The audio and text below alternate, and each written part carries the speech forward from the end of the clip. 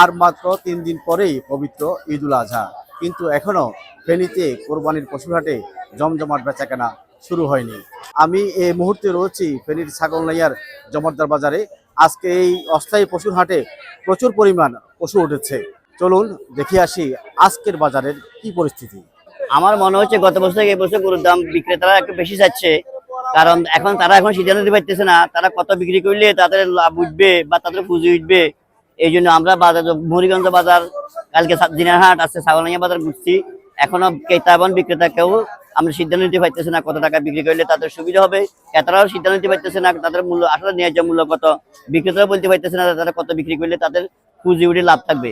এই অবস্থার ভিতরে এখনো ভাসমান বা দুদুল্যমান অবস্থা আছে ক্রেতা এবং বিক্রেতা উভয়। বাজারে প্রচুর বই গরু প্রচুর উঠছে, কিন্তু কিনতেছে না, গ্রাহকও ছাড়তেছে না, বা কিনেও কিনতেছে না, বা কিনলে গরু ইয়ে রাখবো কোথায়, চুরি ডাকাতি হয়ে যাবো যদি সেই গরু ইয়ে কিনতে হইলে গরু ইয়ে আবার হরা দিতে হইব, এই জন্য গ্রাহকেরা কিনতেছে না। বাজার কোরবানির গরু কেনার জন্য আসছি, বাজার পরিস্থিতি দেখতেছি, আধা ঘন্টা পর্যন্ত ঘুরতেছি। এই আধা ঘন্টা আমার মনে হয় গরু 2-3টা বেশি বিক্রি হয় নাই। বেশিরভাগ গরু যারা বিক্রেতা ওরা ব্যাপারী, অধিক মূল্য চাইতেছে, দাম ধরে রেখেছে। আর যারা আমাদের মতো কোরবান দিবে তারাও বাজার দেখতেছে, মূল্য যাচাই বাছাই করতেছে, এই আর কি। আজকে ছাগলনাইয়া বাজার অনেক গরু উঠছে, সে পরিমাণে বেচা কিনা কম। বিশেষ করে মানুষের রাখা জায়গা একটু সমস্যা, তার মধ্যে চুরি ডাকাতির সম্ভাবনার কারণে বাজার থেকে তেমন একটা গরু বেচা কিনা হইতেছে না।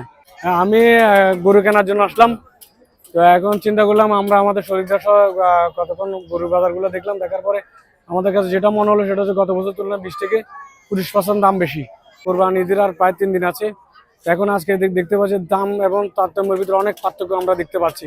আমার এই গরুটা হচ্ছে যে আপনার 9 মন প্লাস থাকবে, ওইটা 9 মন থাকবে, এর পরেরটা থাকবে আপনার 9 মনের কাছাকাছি। মানে পাবলিকে যেটা মূল্য দিতেছে ওই মূল্যে আমরা গরু দিতে পারতেছি না। দাম বাড়তে এর মূল কারণটা হচ্ছে যে একদিকে ইন্ডিয়া থেকে গরু আসা বন্ধ হয়ে গেছে, ইন্ডিয়াতে কোনো গরু আসতেছে না এক, আর দ্বিতীয়ত হচ্ছে যে খাদ্যর দাম অনেক চড়া। তৃতীয়ত হচ্ছে যে আপনার এখানে যাতায়াতের আমাদের খরচটা, যে খরচটা আমরা একটা গাড়ি আনলে আপনার প্রায় 3,500-4,000 টাকা গাড়ি ভাড়া দিতে হয়। এর ভিতরে আমাদের লোকজন আছে, লোকজনের খরচ সবগুলো মিলে ভাই মানে প্রতি বাজার 10,000 টাকার উপরে খরচ যাইতেছে আমাদের এখন বর্তমানে। ওই কারণে মানে আমরা নিজে একটা হতাশার ভিতরে পড়ে আছি এখন। যেগুলা ছোট বাইলের গরু ওইগুলা যাইতেছে, বড় বাইলের গরু যেগুলা ওইগুলা কেউ মূলাইতেছে 2,80,000, 2,70,000, 2,50,000 এরকমই চাইতেছে, কিন্তু এর ভিতরে আমরা কোনো দাম পাইতেছি না। তো পাবলিকও এদিক সেদিক ঘুরতেছে, দেখতেছে, কিন্তু এবার বাকিটা আল্লাহর উপরে নির্ভর, ভাগ্যে কি আছে তো এটা আমরা বলতে পারতেছি না এখন। আমরা শেয়ারগঞ্জ থেকে আসি, আজ 3 দিনের লোক, গরু নিয়ে আসি 15টা, একটাও বেচতে পারিনি। আগের লাগাতে এমনি দাম কম।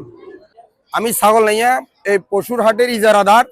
আজকে ক্রেতা বিক্রেতা ভাইদেরকে বলবো, আমরা আজকে রাত্রে ক্রেতা বিক্রেতা ভাইদের জন্য সর্বোচ্চ ব্যবস্থা রেখেছি।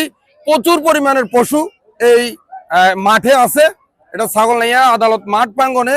সকল ক্রেতা ভাইদেরকে বলবো রাত্রে পশু কেনার জন্য আমরা ব্যবস্থা রেখেছি। এ ছিল ছাগলনাইয়ার পশুর হাট থেকে আমার কাছে সবশেষ তথ্য। নুরুজ্জামান সুমন, 71।